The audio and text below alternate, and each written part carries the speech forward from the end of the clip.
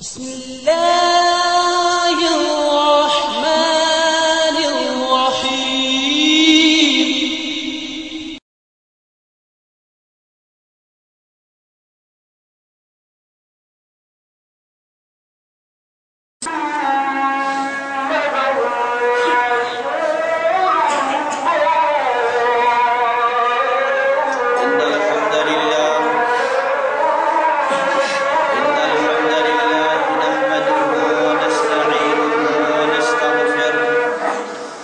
ونعوذ بالله من شرور أنفسنا ومن سيئات أعمالنا ومن يهده الله فلا مضل له ومن يضلل فلا هادي له وأشهد أن لا إله إلا الله وحده لا شريك له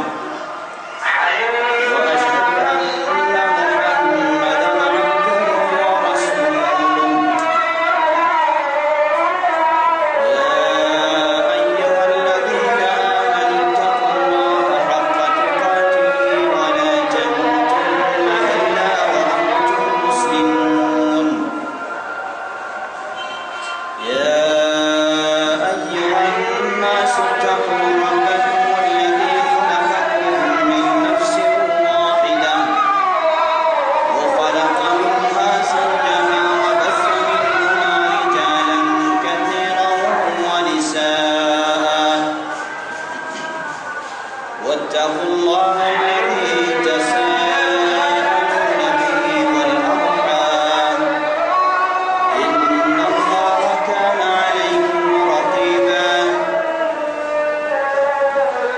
يا أيها الذين آمنوا اتقوا الله وقولوا قولا سديدا يصلح لكم أعمالكم ويغفر لكم ذنوبكم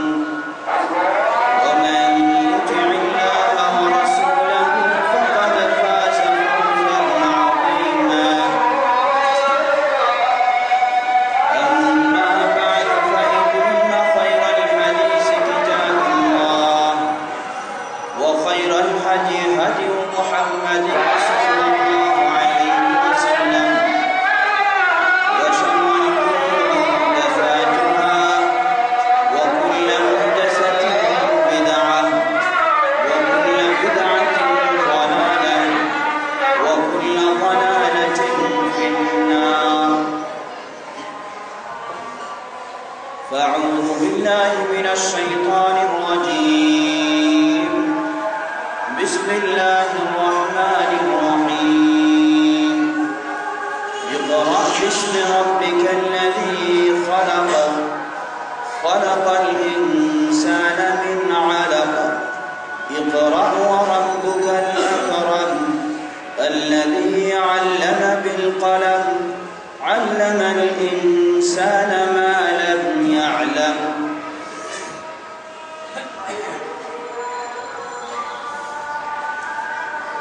আলহামদুলিল্লাহ শুরুতে আবার প্রশংসা জ্ঞাপন করছি সেই আল্লাহ সুবহানাহু ওয়া তাআলা যিনি আমাদেরকে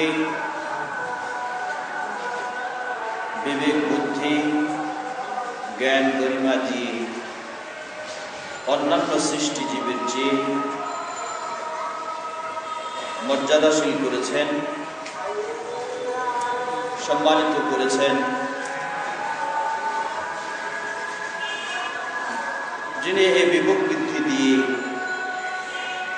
সে বিবেক বুদ্ধিকে যথাযথ ব্যবহার করে তার পথ চিনা, তার পথে চলার আমাদেরকে তৌফিক দান করেছেন। সেই আল্লাহ সুবহানাহু ওয়া তাআলার প্রশংসা করার্থে বলি আলহামদুলিল্লাহ। অতঃপর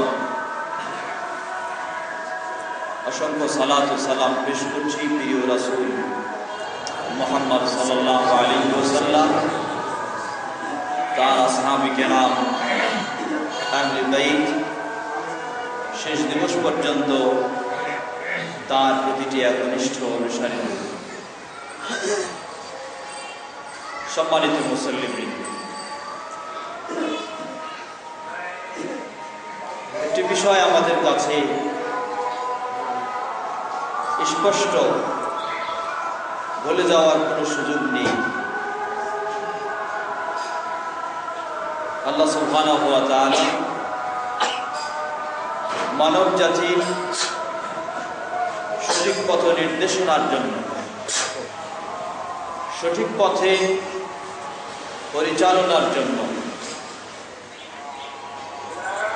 মানব জাতি যখন এই শয়তানের অনুসরণ করে বিপদে চলে যায়, আল্লাহ রাব্বুল আলামিন যুগে যুগে অসংখ্য নবী রাসূল প্রেরণের মাধ্যমে তাদেরকে সঠিক পথ, মুক্তির পথ, কল্যাণের পথ আল্লাহ রাব্বুল আলামিন জানিয়ে দিয়েছেন নবী রাসূলদের মাধ্যমে। যখন এই নবী রাসূলগণ আল্লাহ সুবহানাহু ওয়া তাআলা পথে মানব জাতিকে আহ্বান জানিয়েছেন, তাওহীদের পথে মানব জাতিকে আহ্বান জানিয়েছেন, ইসলামের পথে মানব জাতিকে আহ্বান জানিয়েছেন, তখন এই যতই প্রিয় ব্যক্তি হোক না কেন, যদি এই ইসলামকে গ্রহণ না করে থাকে, তাহলে সেই নবী রাসূলদের শত্রুতে পরিণত হয়েছে। যেটা আমরা জানি, নবী মুহাম্মদ সাল্লাল্লাহু আলাইহি ওয়াসাল্লাম সেই মক্কার পরিবেশে সবচেয়ে বিশ্বস্ত ব্যক্তি ছিলেন। শুধু বিশ্বস্ত ব্যক্তি নয়, বরং যিনি সকলের মুখে, সকলের কাছে আল আমিন বলে পরিচিত ছিলেন। সেই নবী মুহাম্মদ সাল্লাল্লাহু আলাইহি ওয়াসাল্লাম নবুয়ত পেয়ে, রিসালাত পেয়ে তিনি যখন ইসলামের দিকে আহ্বান জানালেন, যারা খুব কাছের মানুষ ছিলেন তারাও তার বিপক্ষে চলে গেলেন। তো হক ও বাতিলের এই সংঘর্ষ, ন্যায় ও অন্যায়ের এই সংঘর্ষ আজকে নতুন ইতিহাস নয়, আজকে নতুন কথা নয়, আজকে নতুন বিষয় নয়। আল্লাহ সুবহানাহু ওয়া তাআলা সর্বশ্রেষ্ঠ আদর্শ দিয়ে পৃথিবীর বুকে যাদেরকে প্রেরণ করেছেন, তাদের অন্যতম হলেন নবী মুহাম্মদ সাল্লাল্লাহু আলাইহি ওয়াসাল্লাম। তার এই শ্রেষ্ঠ আদর্শকেও সহজে কেউ মেনে নেয়, তার সাথেও সংঘর্ষে জড়িত হওয়া কেউ কোনো কঠিন বিষয় মনে করেনি যারা ইসলামকে মেনে নেয়নি। অতএব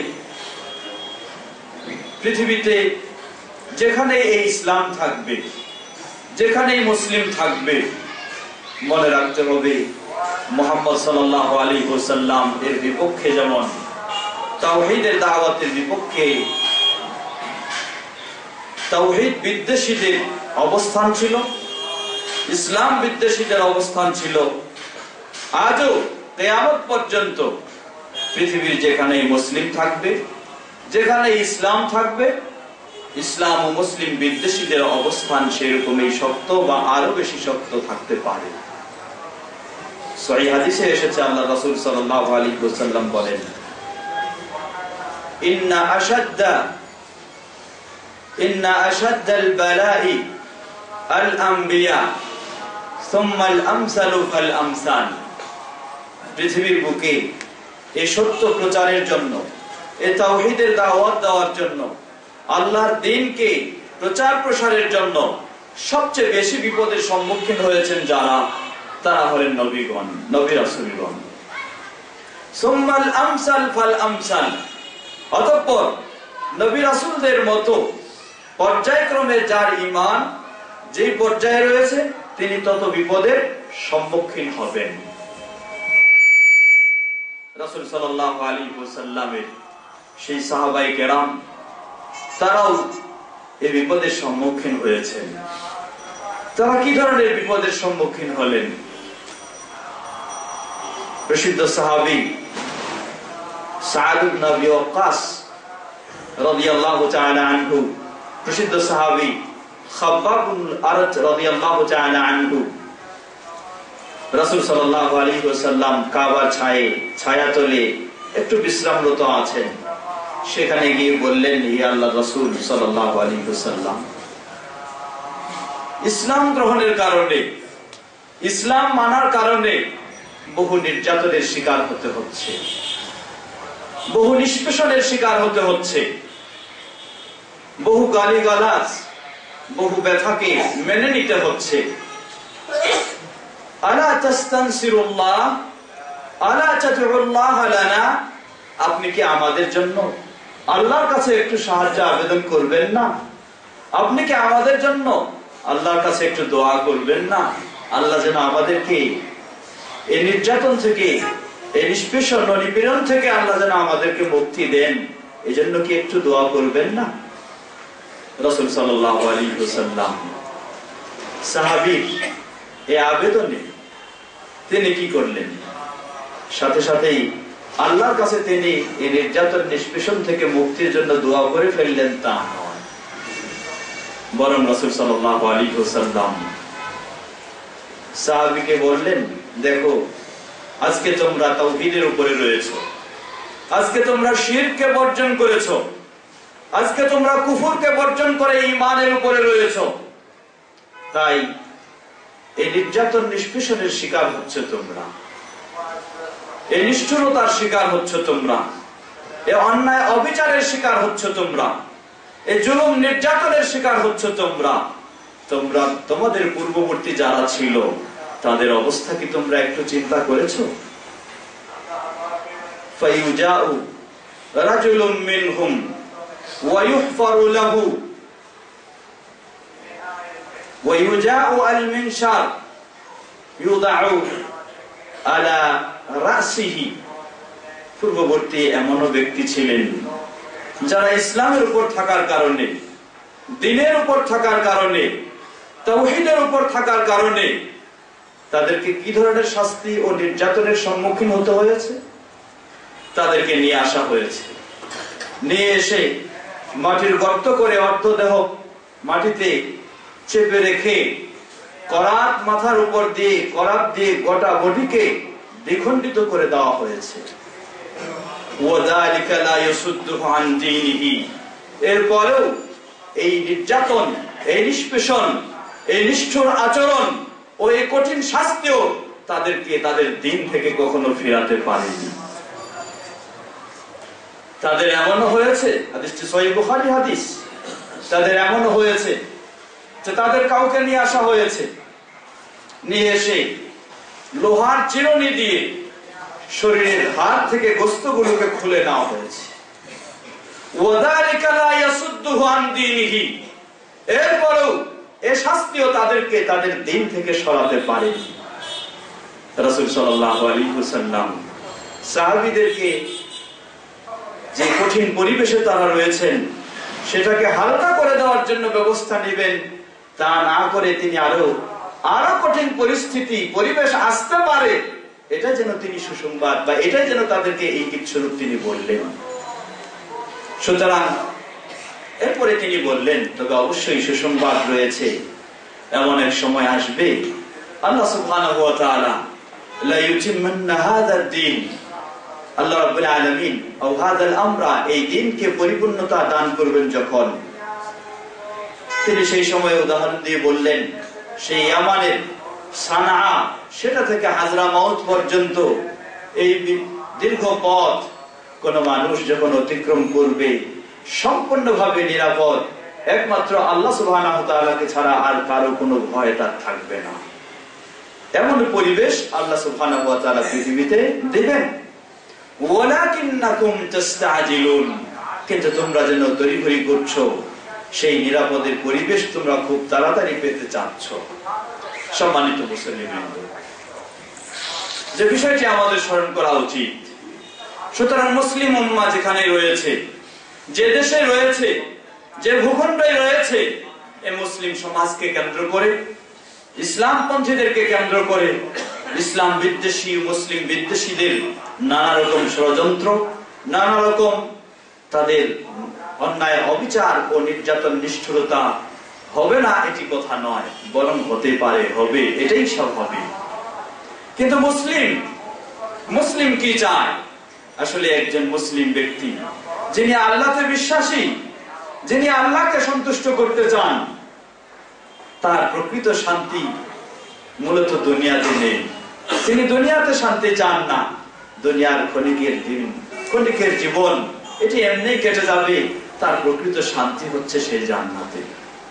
সে জান্নাতের শান্তি সে অপেক্ষা করছে, কখন সে শান্তি সে পাবে, সেই জান্নাত কখন পাবে। এজন্য তার এই পার্থিব জীবনে অর্থ, সম্পদ, এমনকি নিজের জীবন উৎসর্গ করতেও একজন মুমিন কখনো সামান্যতম মনে করে না, বরং সে অপেক্ষা করে আমার সেই জান্নাতের শান্তি কখনো হারিয়ে যাবে কিনা। সেই চিন্তায় তার দুনিয়ার শান্তি তার জন্য বড় শান্তি নয়। স্মরণ করুন, ওই সেই মক্কার পরিবেশে রাসূল সাল্লাল্লাহু আলাইহি ওয়াসাল্লাম, আল্লাহ রাব্বুল আলামিন তাকে এত মর্যাদা দিয়েছেন, আল্লাহ রাব্বুল আলামিন তাকে এত সম্মান দিয়েছেন, কিন্তু রাসূল সাল্লাল্লাহু আলাইহি ওয়াসাল্লাম সেই মক্কার পরিবেশে যখন তিনি দাওয়াত দিচ্ছেন, এই দ্বীনের দাওয়াত দিচ্ছেন, এই তাওহীদের দাওয়াত দিচ্ছেন, এই ঈমানের, যারা এই ঈমান গ্রহণ করছেন, এই তাওহীদের দাওয়াত যারা কবুল করছেন, কত কঠিন নির্যাতনের তারা সম্মুখীন হচ্ছেন। ইয়াসির রাদিয়াল্লাহু তাআলা আনহুর পরিবার, ইয়াসির রাদিয়াল্লাহু আনহুর ছেলে আম্মার, তার স্ত্রী সুমাইয়া, তাদেরকে রাসূল সাল্লাল্লাহু আলাইহি ওয়াসাল্লামের চোখের সামনে সেই কঠিন উত্তপ্ত মরুভূমির বালুতে কঠিনভাবে তাদেরকে শাস্তি ও নির্যাতন করা হচ্ছে। একটাই শুধু কারণ, তাদেরকে বলা হচ্ছে তোমরা মুহাম্মদকে অস্বীকার করো, তাহলে তোমাদের আর কোনো শাস্তি নেই। কিন্তু তারা জবাব দিচ্ছেন যে মুহাম্মদ সাল্লাল্লাহু আলাইহি ওয়াসাল্লামকে স্বীকার করতে গিয়ে, তাকে নবী হিসাবে মানতে গিয়ে, তাকে রাসূল হিসাবে মানতে গিয়ে, তার ঈমানে ঈমান আনতে গিয়ে যদি জীবনে চলে যায়, তবু কখনো আমরা সেটা থেকে ফিরতে পারি না।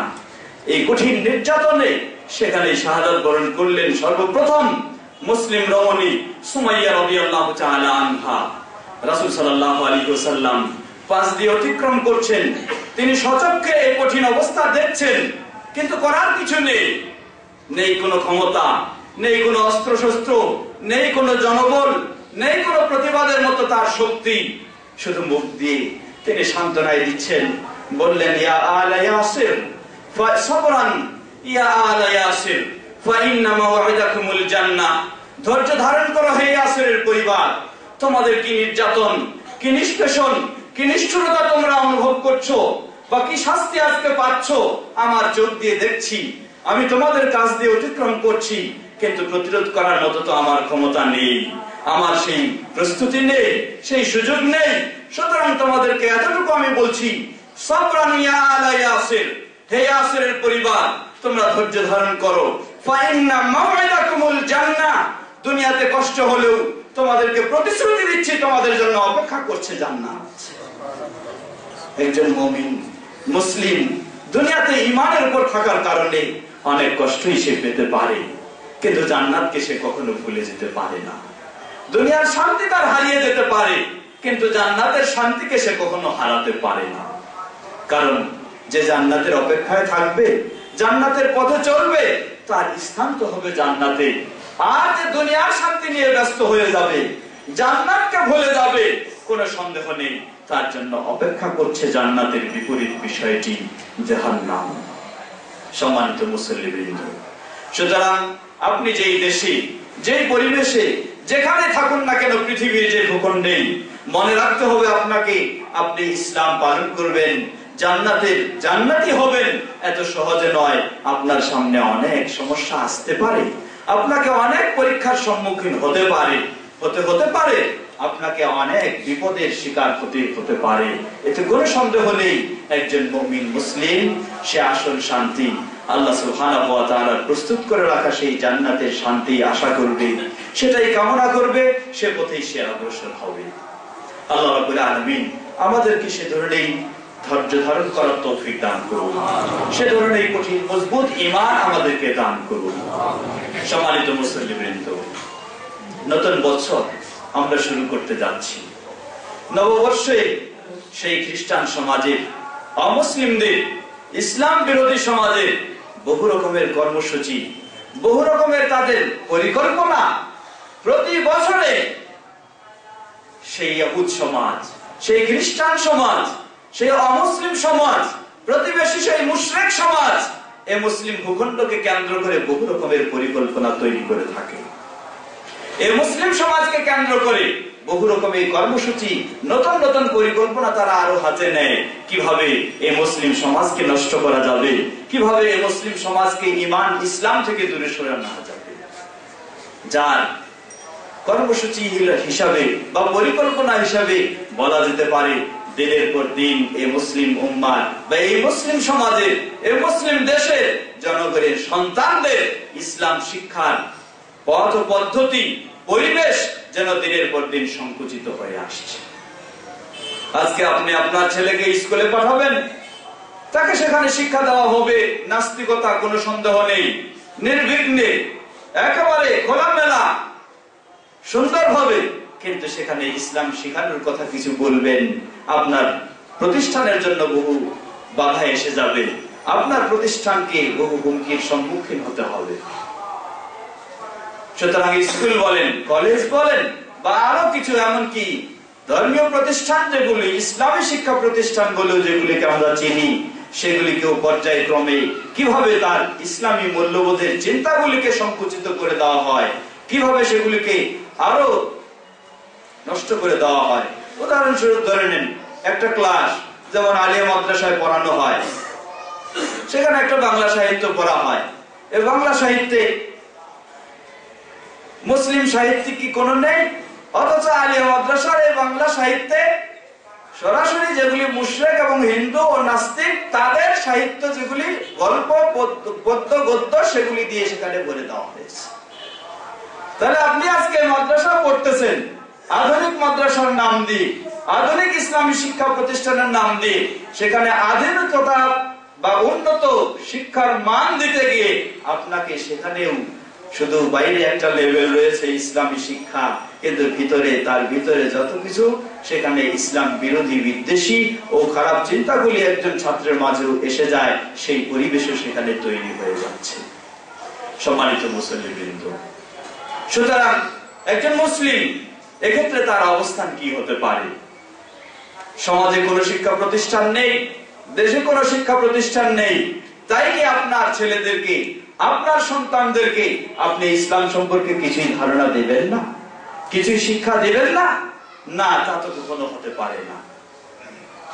বহু পৃথিবীতে দেশও রয়েছে, সমাজও রয়েছে, যেখানে হয়তো প্রাতিষ্ঠানিকভাবে ইসলামী শিক্ষার ব্যবস্থা তেমন নেই, কিন্তু আলহামদুলিল্লাহ সেখানে ব্যক্তিগতভাবে, পারিবারিকভাবে, নিজস্ব উদ্যোগে, বাবা মায়ের উদ্যোগে সেখানেও দেখা যায় যে আলহামদুলিল্লাহ দিনের পর দিন তারা ইসলাম শিক্ষার সুযোগ লাভ করছে।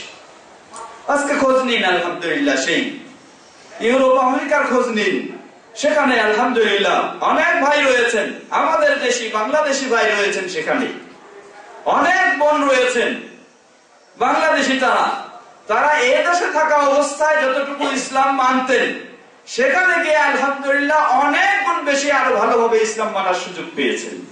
অথচ কাফের সমাজের মাঝে গত পরশুদিন এক বোন দীর্ঘক্ষণ বিভিন্ন বিষয় জিজ্ঞাসা করলেন, তিনি বারবার বলছেন আলহামদুলিল্লাহ, আলহামদুলিল্লাহ কাফেরদের মাঝে রয়েছি, কিন্তু তবু আমাকে কোনোদিন কবর পূজা করতে হয়নি, কবর পূজার পরিবেশে যেতে হয়নি, আর বাংলাদেশের মুসলিমদের মাঝে থেকেও কবর পূজার পরিবেশে যেতে হয়েছে।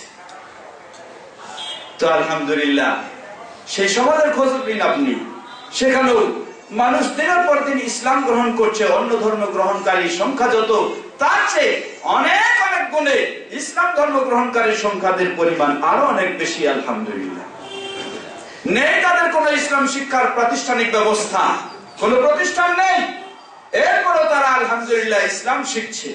শুধু ইসলাম নয়, বরং খাঁটি ইসলাম তারা শেখার সুযোগ লাভ করছে এবং শেখার চেষ্টা করছে কোরআন ও সহিহ সুন্নাহর আলোকে।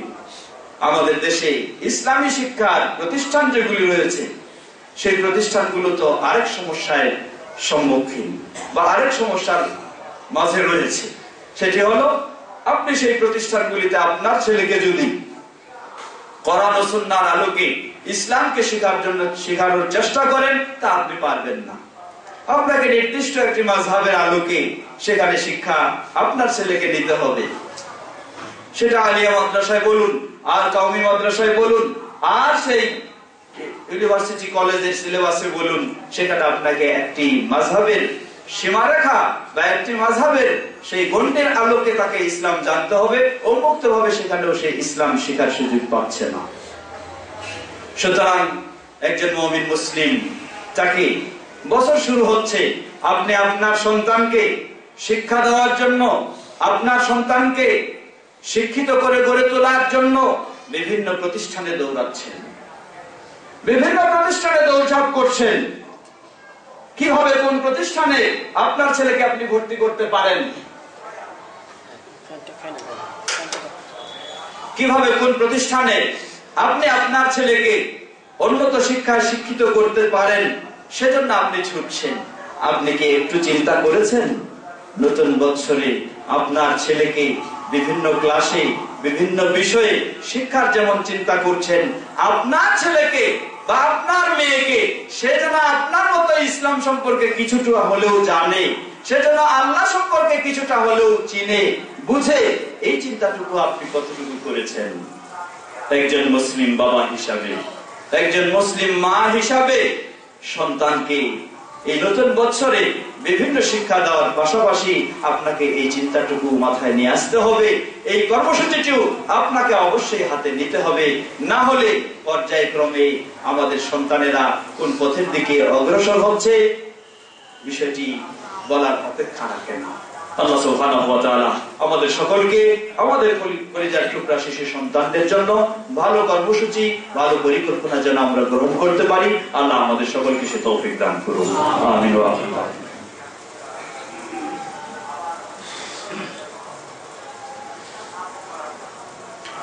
আলহামদুলিল্লাহ ওয়াসসালাতু ওয়াসসালামু আলা আবদিল্লাহি ওয়া রাসূলিহি নবিয়িনা মুহাম্মদ ওয়া আলা আলিহি ওয়া সাহবিহি আজমাইন ওমান তাবিআহুম বিইহসানিন ইলা ইয়াউমিদ্দিন, আম্মা বা'দ। সম্মানিত মুসল্লিবৃন্দ, সুতরাং আপনাদের সকলকেই স্মরণ করে দিচ্ছি, বৎসর শুরু হচ্ছে। আপনার ছেলেকে ইংরেজি শেখার জন্য ভালো প্রতিষ্ঠান আপনি খুঁজতেছেন, ভালো শিক্ষক আপনি খুঁজছেন। আপনার ছেলেকে গণিত শেখানোর জন্য, আপনার ছেলেকে সায়েন্স শেখার জন্য, শিক্ষা দেওয়ার জন্য আপনি ভালো প্রতিষ্ঠান খুঁজছেন, ভালো শিক্ষক খুঁজছেন। আপনার ছেলেকে আপনি যে ইসলামে বিশ্বাসী, এই ইসলাম শিক্ষা দেওয়ার জন্য কয়টি প্রতিষ্ঠান খুঁজেছেন বা কয়জন শিক্ষককে আপনি খুঁজেছেন, একটু আপনার চিন্তা করা দরকার, একটু বিষয়টিকে ভাবা দরকার। যদি তা না হয় তাহলে আজকে উন্নত শিক্ষার নাম দিয়ে উন্নত শিক্ষা প্রতিষ্ঠানের দাবি করে আমাদের সন্তানরা সেখানে কি শিখে, একটু সেটাও চিন্তা করা দরকার। যে কথা আমরা অনেক সময় স্মরণ করি, আজকে বাবা মায়েরা যেন, বিশেষ করে শহরের বাবা মায়েরা যেন অনেক আতঙ্কের মাঝে রয়েছে। নাকি তার সন্তান কোনদিন ভালো প্রতিষ্ঠানে শিক্ষিত হয়ে এসে তার বাবা মাকে হত্যা করার প্রস্তুতি নেয়। কারণ প্রশাসনিক কর্মকর্তা, শান্তিরক্ষা কর্মকর্তা যারা, তাদের সন্তানেরা যদি এই ভালো শিক্ষা প্রতিষ্ঠানে শিক্ষা নিয়ে বাবা মাকে হত্যাকারী হয়ে যায়, তাহলে আপনার আমার সন্তানেরাও তো ওই শিক্ষা প্রতিষ্ঠানে শিক্ষা নিয়ে কোনদিন আপনাকে আমাকে হত্যাকারী বা আপনাকে আমাকে কমপক্ষে অপমানকারী হয়ে যাবে। এটি কোনো অস্বাভাবিক বিষয় নয়, একটু চিন্তা করা দরকার। আজকে আমরা আমাদের সেই কলিজার টুকরা শিশু সন্তান যারা এদেশের কল্যাণকামী হবে, ভবিষ্যতের কল্যাণকামী, এদেশের সুনাগরিক হবে তারা, আজকে আমরা তাদেরকে কোন পরিবেশ দিচ্ছি শিক্ষার জন্য, তাদেরকে গড়ে ওঠার জন্য, মানুষ হওয়ার জন্য কোন পরিবেশ দিচ্ছি আমরা? তাদেরকে পরিবেশ দিচ্ছি সেই নাস্তিকতার পরিবেশ, তাদেরকে পরিবেশ দিচ্ছি সেই মাদকতার পরিবেশ, তাদেরকে পরিবেশ দিচ্ছি এমন পরিবেশ যেটা নেশাগ্রস্ত হয়েছে, যেখানে গিয়ে তাদের বিবেকগুলি হারিয়ে যায়, যেখানে গিয়ে তাদের মানবতা পর্যন্ত শেষ হয়ে যায়, যেখানে গিয়ে তাদের আদর্শ বলতে কিছু থাকে না, হিংস্র জানোয়ারের মতো তাদের আচরণগুলি হয়ে যায়। কাকে পেলে কোথায় লুট করবে, কাকে পেলে কিভাবে সন্ত্রাসী করবে, কোথায় কিভাবে চাঁদাবাজি করবে, এই প্রস্তুতিগুলি তাদের হয়ে যায়।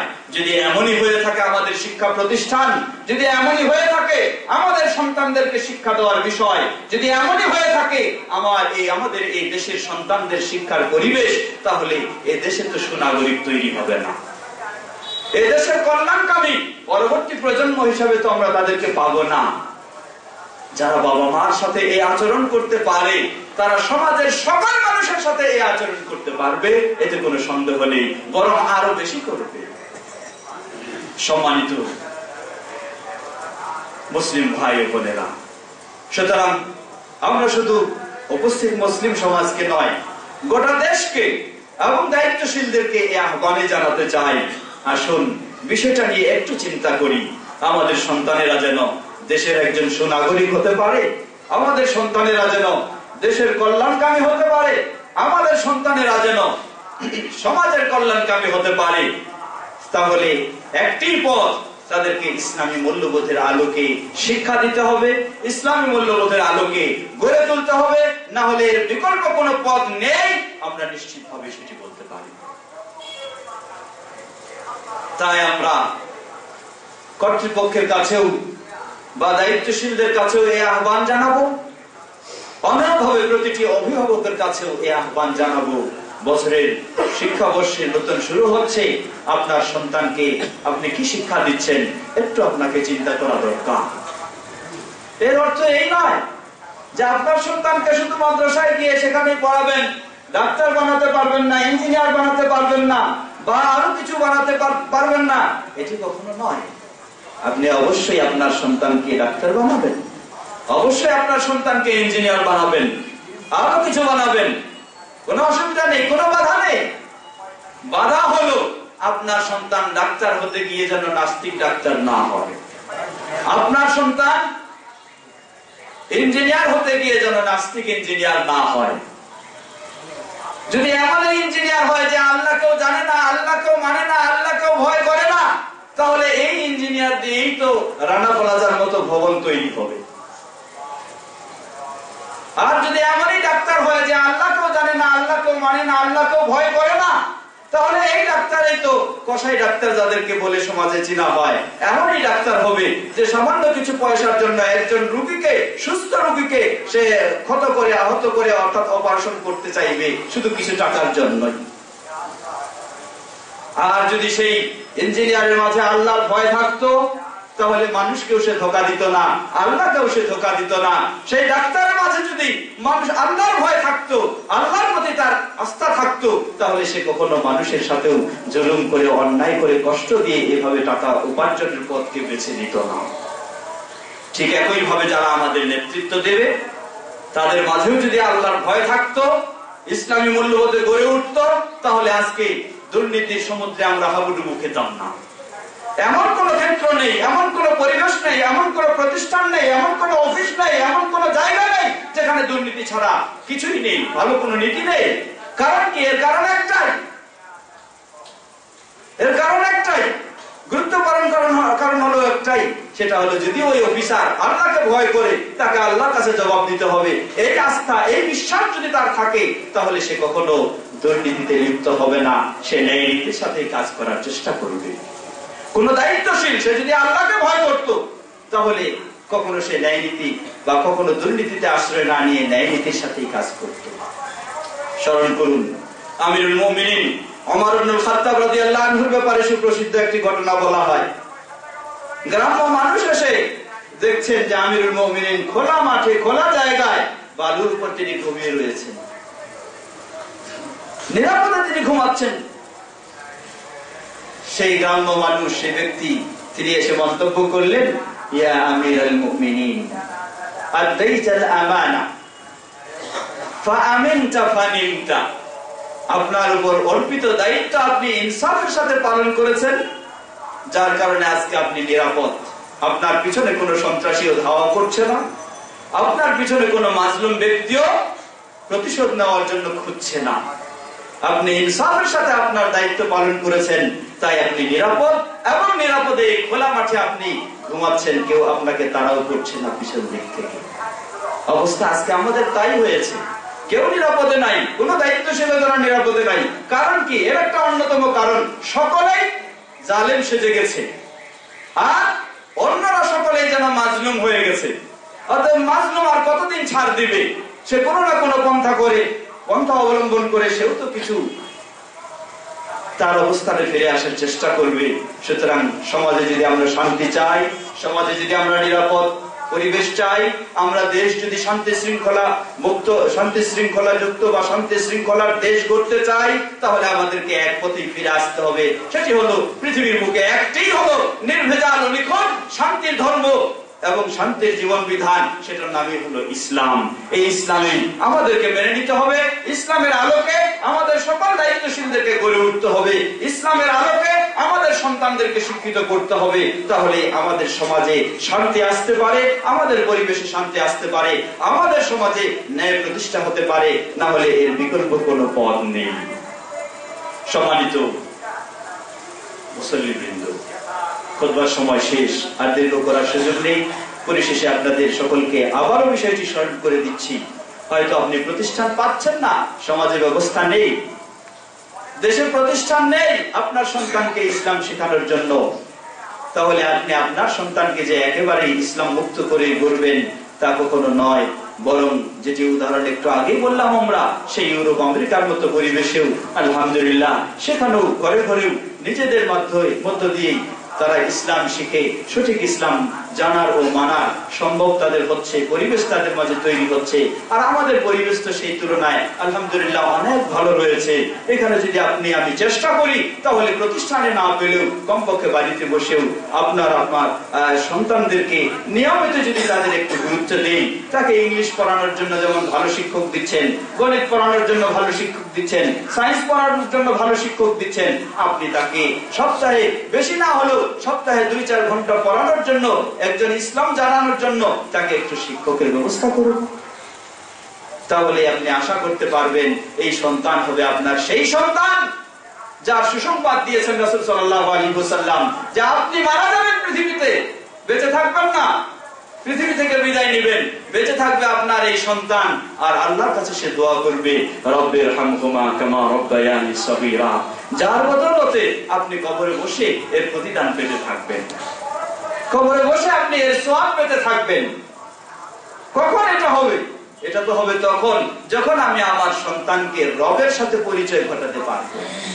আমার সন্তান রবেই চিনে না, রবকে জানে না, রবকে স্বীকার করে না। এই সন্তান যত বড় শিক্ষিত হোক, যত বড় মানুষ হোক, কখনো এই সন্তান তো রব্বির হামহুমা বলে কোনোদিন দোয়া করবে না। সুতরাং প্রতিটি অভিভাবককে আমাদের বিষয়টি একটু ভাবার, বিষয়টি একটু চিন্তার, এবং বছরের শুরু থেকেই আমাদের সন্তানদেরকে সেই আলোকে গড়ে তোলার জন্য যেন আমরা কর্মসূচি নিতে পারি। আল্লাহ সুবহানাহু ওয়া তাআলা আমাদের সকলকে সে তৌফিক দান করুন। সাথে স্মরণ করে দিচ্ছি ছোট্ট বাচ্চাদের জন্য যেটি আমার ছোট্ট ক্ষুদ্র প্রচেষ্টা, ছোটদের জন্য কিছু পাঠ্যপুস্তক তৈরি হয়েছে আলহামদুলিল্লাহ। তার মাঝে একটা যেটা কোরআন ও সহিহ হাদিসের আলোকে ইসলামে আদব ও দোয়া শিক্ষা। এটা শুধু প্রতিষ্ঠানের সিলেবাস যেমন সম্ভব হবে তেমনি ভাবে প্রতিষ্ঠান বাদ দেন, আপনি বাড়িতেও এই বইটি রেখে আপনার সন্তানদেরকে, আপনি একজন অভিভাবক, আপনি আরবিও জানেন না, অসুবিধা নেই, বাংলা ভাষায় সুন্দরভাবে আপনি এই ছোট্ট বাচ্চাকে আল্লাহর সাথে কি আদব হতে পারে, আল্লাহর প্রতি তার কি আস্থা, কি বিশ্বাস, এবং কি আল্লাহর সাথে দোয়া হতে পারে, বাবা মার প্রতি কি আদর্শ, কি আদব, আখলাক, শিষ্টাচার, এবং কি দোয়া করবে, বিভিন্ন বিষয়ে প্রায় 60টির অধিক সেখানে আদব এবং দোয়া, এই শিষ্টাচারের বিষয়গুলি উল্লেখ করেছি। আপনি মনে করব, আমি আশা করব প্রতিটি অভিভাবক কমপক্ষে বাসায় এক কপি এই বই রেখে বাচ্চাদেরকে নিয়মিত আপনি একটু করে চেষ্টা করেন, সপ্তাহে বেশি না হলেও সপ্তাহে 2 দিন বা 3 দিন আপনার ছেলেদেরকে নিয়ে বসে আপনি একটু তাদেরকে একটা করে আদব শেখানোর চেষ্টা করেন। তাহলে দেখবেন যে ইনশাআল্লাহ এইভাবে যদি আপনি একটা বছর কাজে লাগান, তাহলে আলহামদুলিল্লাহ আপনার ছেলেদেরকে, আপনার মেয়েদেরকে, সন্তানদেরকে অনেকটাই আপনার সাথে আপনি পাবেন ইনশাআল্লাহ। আর যদি তা না করেন, শুধু অন্যের দ্বারাই ছেড়ে দেন, তাহলে এই সন্তান আপনার হবে না, এটা অন্যেরই হয়ে যাবে। বড় হয়ে সে আর আপনাকে চিনবে না, আপনাকে মানবেও না, আপনাকে ওই যত রকমের কষ্ট দেওয়ার সেই প্রস্তুতি সে নেবে। তাই অনুরোধ জানাবো, কমপক্ষে প্রতিটি অভিভাবক, আপনারা বইটি নিচেও পাওয়া যায়, অতি অল্প মূল্য, খুব বেশি নয়, নিজেরা সংগ্রহ করবেন এবং অন্যদেরকেও এটা একটি উপহার দেওয়ার চেষ্টা করুন। কমপক্ষে এই একটি ছোট্ট বইয়ের, কয়েক পাতা বইয়ের মাধ্যমে একটা পরিবারের সন্তানগুলি যদি সঠিক পথে ফিরে আসতে পারে, আলহামদুলিল্লাহ, এটা একটু বিরাট সদকায়ে জারিয়া হবে। আপনি একটা এর জন্য যারা সঠিক পথে ফিরে আসবে তাদের সওয়াব আপনি ইনশাআল্লাহ পাবেন। তো অনুরূপভাবে আমাদের প্রতিষ্ঠান এখানে রয়েছে মাদ্রাসা দারুস সুন্নাহ, যেখানে যাদের পক্ষে সম্ভব হবে, আপনার অনেকগুলি সন্তান রয়েছে, আল্লাহ অনেকগুলি দিয়েছেন, কাউকে আপনি মৌলিক ইসলামী শিক্ষা দেওয়ার পরে কাউকে ইঞ্জিনিয়ার বানাবেন, কাউকে ডাক্তার বানাবেন, কাউকে আপনি ইসলাম সম্পর্কে গভীর জ্ঞানী করে তোলার চেষ্টা করবেন। সেই আলোকে আমাদের প্রতিষ্ঠানগুলি রয়েছে। আরো প্রতিষ্ঠান রয়েছে আমাদের, যেমন সেই উত্তরায় যারা হয়তো ইংলিশ মিডিয়ামে পড়াতে চান, সেখানে আলহামদুলিল্লাহ কোরআন ও সহিহ সুন্নাহর আলোকে, সঠিক আকীদা ও আমলের বা আদর্শের আলোকে ইংলিশ মিডিয়ামে এবং আরবিকও রয়েছে সেখানে সুন্দরভাবে। উত্তরায় সেটা লাইফ স্কুল, সেখানেও আপনি আপনার সন্তানদেরকে করতে পারেন।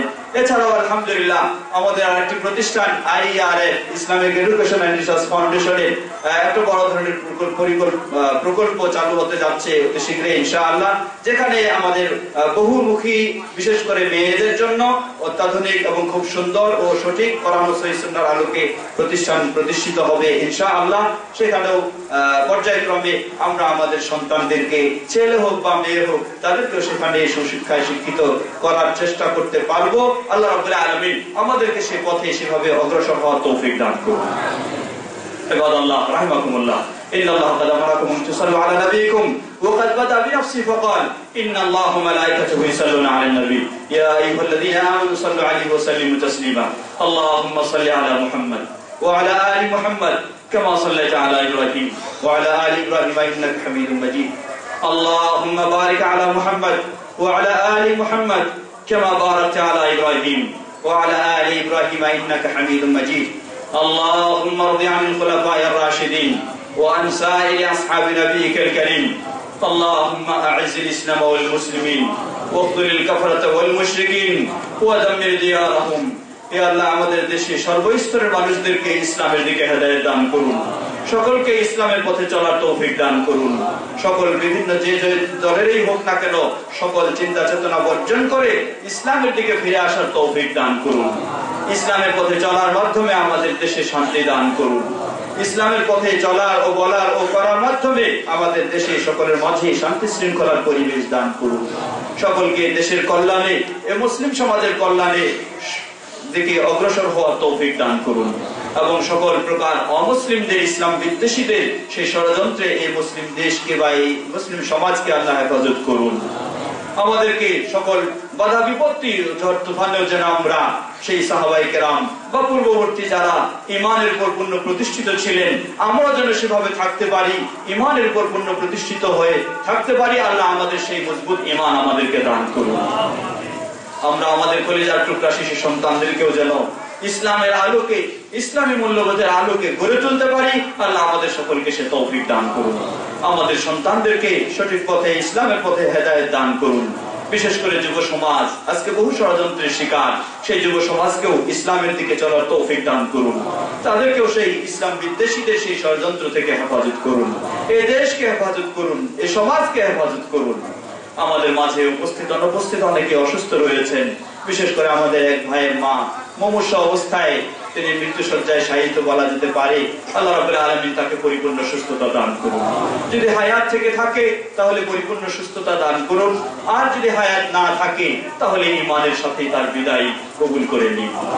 অনুরূপভাবে আমাদের এক ভালো হিতাকাঙ্ক্ষী ভাই জনাব শহীদুল মুলক সাহেব, আমাদের সবসময় তিনি হিতাকাঙ্ক্ষী, ভালো মানুষ। তার ছেলে, তিনিও ভালো মানুষ, কিন্তু দেশের বাইরে রয়েছেন। একটি বড় ধরনের অ্যাক্সিডেন্টে গত কয়েকদিন যাবত তিনি এখনো মনে হয় জ্ঞান হারা রয়েছেন। আল্লাহ রাব্বুল আলামিন সেই ভালো মানুষকেও, আল্লাহ রাব্বুল আলামিন তাকে পরিপূর্ণ সুস্থতা দান করুন। পরিবারের সকলকে ধৈর্য ধারণ করার তৌফিক দান করুন। আমাদের সকল অসুস্থ মুসলিমদেরকে যে যেখানে রয়েছে সকলকে পরিপূর্ণ সুস্থতা দান করুন। যারা বিদায় নিয়ে চলে গেছেন, আমাদের প্রিয়জন, আমাদের পরিচিত মুসলিমজন, সেই মুসলিমদের ভুল ত্রুটি ক্ষমা করে তাদেরকে জান্নাতুল ফেরদৌস নসিব করুন। আমরা যেন ঈমান ও ইসলামের উপর প্রতিষ্ঠিত থাকতে পারি জীবনের শেষ মুহূর্ত পর্যন্ত, সে তৌফিক আমাদেরকে দান করুন। আমাদের শেষ বিদায় যেন ঈমানের সাথে হয় সেটি আমাদের জন্য কবুল করে নিন। সুবহান রাব্বিকা রাব্বিল ইজ্জাতি আম্মা ইয়াসিফুন ওয়া সালামুন আলাল মুরসালিন ওয়াল হামদুলিল্লাহি রাব্বিল আলামিন।